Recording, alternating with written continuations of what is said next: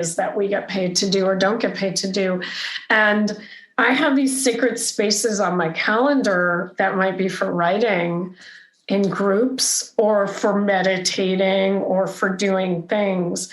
And we've realized that to honor those, I had to really get Tom to understand that what I do or don't do, that the spaces, what I do matters, even if I'm not sitting there getting a paycheck from a W-2. So that is my, like, the emerging of that understanding. And for myself, for like me to know that like that I don't have to, that when I'm making a lot of money or when I'm not making a lot of money, that my value is not like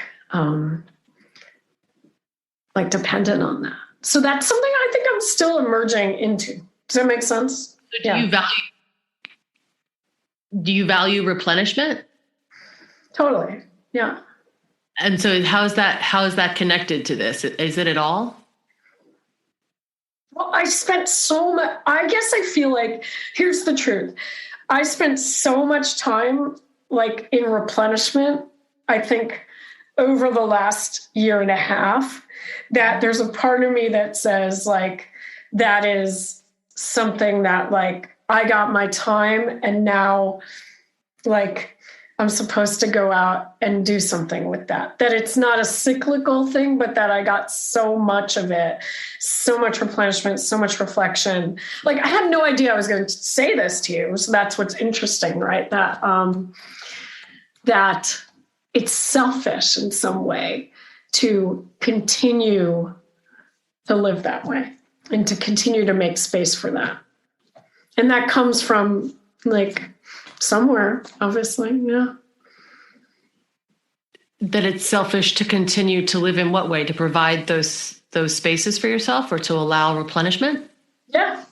Yeah, that I have the privilege to do that. I mean, it shouldn't be a privilege to live in that way, you know? And I think having been in a lot of conversation and learning spaces around Blackness and whiteness and unearned privilege and things like that, I think I'm wrestling with, like, is it white supremacist to replenish yourself? Like, I just like said that phrase. Like, it's just an interesting way to put it. It came out, right? So, yeah. How does your lack of self-compassion heal racism? Like, that doesn't heal racism. Yeah. A lack of self-compassion would not heal anything, right? Yeah. Yeah. And so where is that line between noticing your privilege and honoring someone else's experience and then just berating and depleting yourself? Well, that's the line that needs to be drawn, I guess, is what, you know what I mean? Like, that's like where it's like, do I really feel that way? Or is like that's a voice in my head, but is that really me? That's your, you know, in your book, you talk about, when you talk about like little self, big self, like some of these things like that, right? It's a small voice. That's not a true voice that says. Which one? The one that says, berating, and what did you talk about? And like, what's the opposite of replenishment? Like depletion. Starving. What's that? Yeah, depletion, starving. Depletion. Yeah, yeah.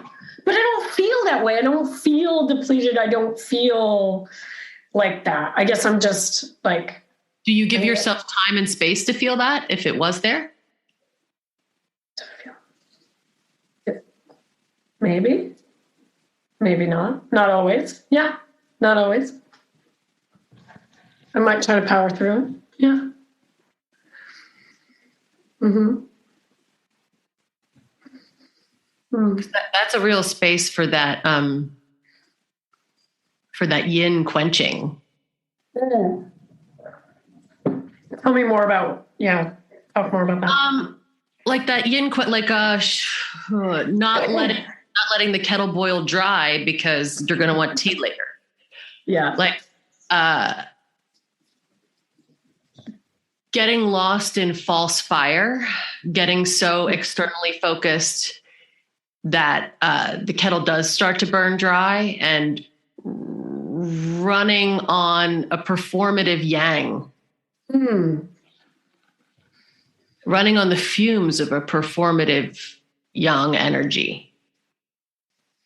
I think that's what I fear, but it's not how I feel now. Right. It's like, that's where, like that, I have lived that life inside of agencies working for other people, right? Where, I mean, I know that. I still am like very familiar with that.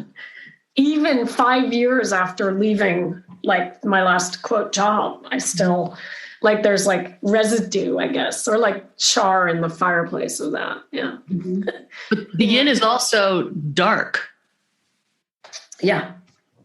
The yin is also dark and swampy and thick, loamy, and still and empty, and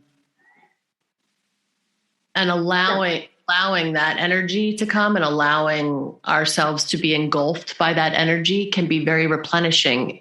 And people often fear it. Like there's that fundamental fear of that deep, dark feminine. And then that can get extruded into like a performative feminine. Yeah.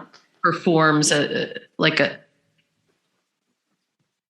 performs submission, or it can get further perverted into like that false yang, where it's like pushing, that my effects in the outside world are all that matter, and that there's no time to go all the way down to like what seems unbearable, and to touch all the way down to the bottom of grief too, and allow that softening and that opening to happen.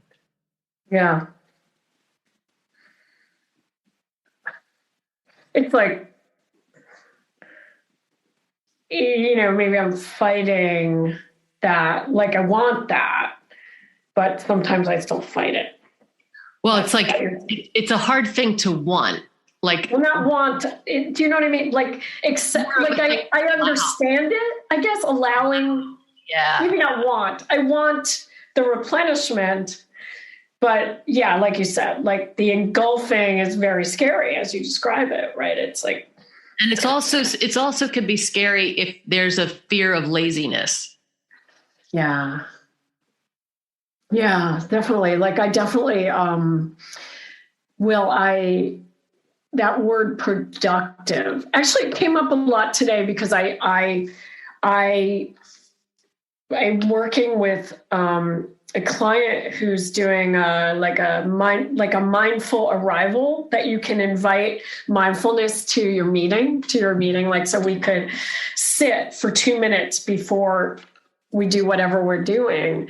And in, like the carousel of like, arrive blank, and be more productive. And I'm like, I don't want to see that word productive in there. Do we really want to be more productive? I don't want to be a machine. Maybe I just watched The Matrix a few days ago, right? Like that, the resurrections are not from the machines and from the plugging back into it, right? And I think maybe there's a part of me that, like, when whatever the version we come out of, if we come out again from, like, I don't know, right? Because now we're in Omicron. Like, if we come out again, will I get like plugged back in? Like, you know what I mean? Like, well, just how high is productivity in your list of virtues? It's not very high in my list of virtues. What's high? Maybe I'm so far against it that you know what I mean? That it like come around and boomerang.